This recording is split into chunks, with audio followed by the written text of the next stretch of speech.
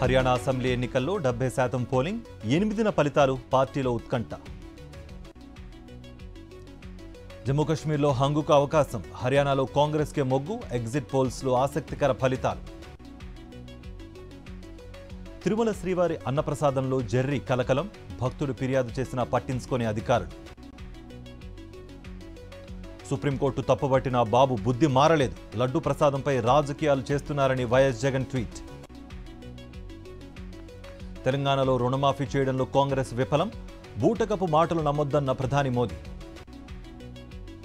Social మీడియాతో అధికారంలోకి రాలేరు, చిల్లర పనులు చేస్తే చర్లపల్లిలో చిప్పకూడు తప్పదు, ప్రతిపక్ష నేతలకు CM Revanth Reddy strong warning. ప్రజలనే కాదు దేవుళ్లను కూడా రేవంత్ మోసం చేశారు, బోగస్ మాటలు చెప్పి రైతులను ఆగం చేశారంటూ కేటీఆర్ విమర్శలు. ఏపీలో చిన్నారులకు రక్షణ కరువైంది, మంత్రులు బాధ్యతలు మరిచి ఇతర విషయాలపై ఫోకస్ చేస్తున్నారంటూ మిథున్ రెడ్డి ఫైర్. సోమిరెడ్డిపై మాజీ మంత్రి కాకాని గోవర్ధన్ రెడ్డి ఫైర్, అవినీతి ఆరోపణల్లో ఒక్కదానైనా రుజువు చేయగలవా అంటూ సవాల్, సోమిరెడ్డి అవినీతిపై ఎంక్వైరీ చేయాలంటూ డిమాండ్. శ్రీవారి లడ్డూపై చంద్రబాబు దుష్ప్రచారం చేశారు, ఇంకా కట్టుకథలను ప్రచారం చేస్తున్నారంటూ మాజీ మంత్రి కన్నబాబు ఫైర్. కూటమి ప్రభుత్వ 100 రోజుల పాలనలో 100 హత్యలు జరిగాయి, బాబు సీఎం అయ్యాక మహిళలకు రక్షణ కరువైందన్న ఎమ్మెల్సీ వరదు కళ్యాణ్. హైడ్రా ఆగదు, మూసీ ప్రక్షాళన చేసి తీరుతాం, ఆక్రమణలకు పాల్పడితే ఉపేక్షించేది లేదన్న మహేష్ గౌడ్.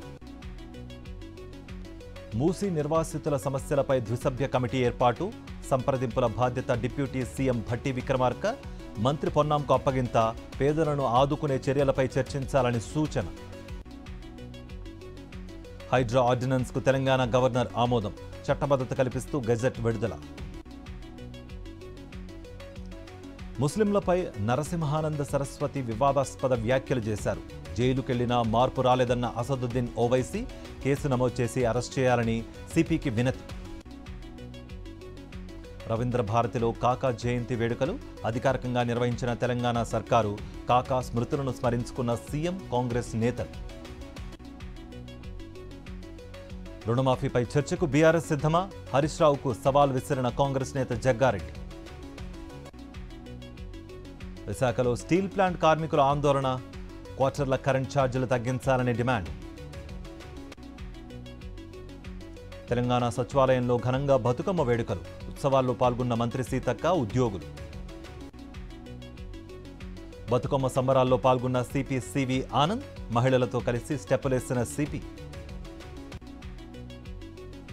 బీఆర్ఎస్ భవన్లో వైభవంగా బతుకమ్మ వేడుకలు, పాటలు పాడుతూ నృత్యం చేసిన మహిళా నేతలు. కూతురు మృతితో కన్నీరు మున్నీరవుతున్న రాజేందర్ ప్రసాద్, పరామర్శించి ధైర్యం చెప్పిన సినీ రాజకీయ ప్రముఖులు. ఛత్తీస్గఢ్లో జవాన్ల స్పెషల్ ఆపరేషన్, టాప్ కమాండర్లే లక్ష్యంగా కుంబింగ్.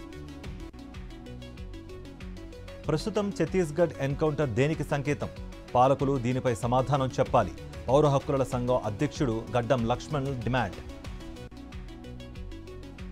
దేశవ్యాప్తంగా 5 రాష్ట్రాల్లో ఎన్ఐఏ సోదాలు, ఉగ్రవాదులకు నిధులు సమకూర్చిన కేసులో తనిఖీలు, మహారాష్ట్రలో 4గురిని అదుపులోకి తీసుకున్న అధికారులు.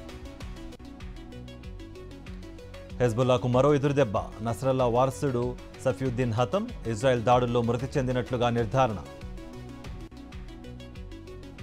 తాలిబన్లపై మనసు మార్చుకున్న రష్యా, ఉగ్రవాద సంస్థల జాబితా నుంచి తొలగించేందుకు డెసిషన్. ఆఫ్ఘనిస్తాన్తో రాజకీయ, వాణిజ్య, ఆర్థిక సంబంధాల కోసం రష్యా ప్రయత్నం.